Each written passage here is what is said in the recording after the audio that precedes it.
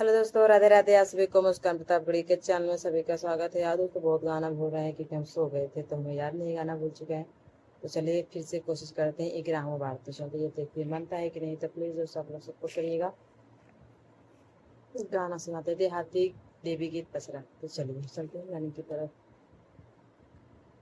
बलामा हमके चुनरी लिया चटकार हो। बलामा हमके चुनरी ली अहा चटकार हो। बलामा हमके चुनरी जइहा बाजार से नारियल लिया।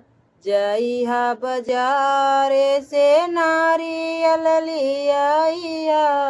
नारियल लिया हो नारियल लिया।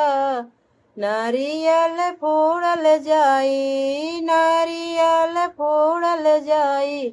माई के दरबार हो। बलामा हमके चुनरी ली अया चटकार हो। बलामा हमके चुनरी ली अया चटकार हो। बलामा हमके चुनरी जइहा बगीचा से अड़हुल लिया।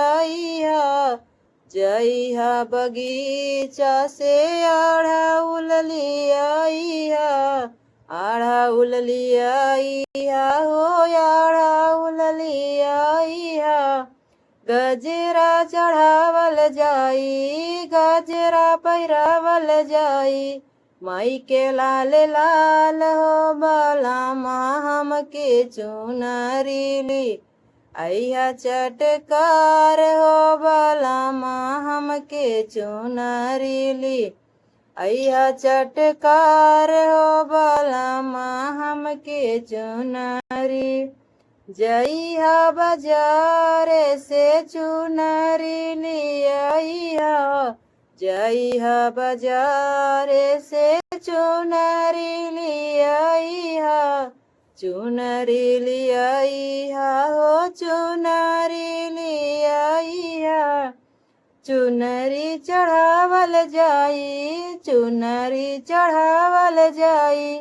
माई के दरबार हो। बलामा हमके चुनरी ली अया चटकार हो। बलामा हमके चुनरी ली अया चटकार हो। बलामा हमके चुनरी जइहा बाजार से घिया लिया।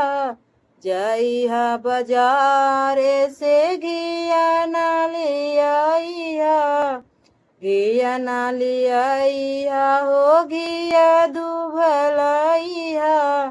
हवन करावल जाई हवन करावल जाई।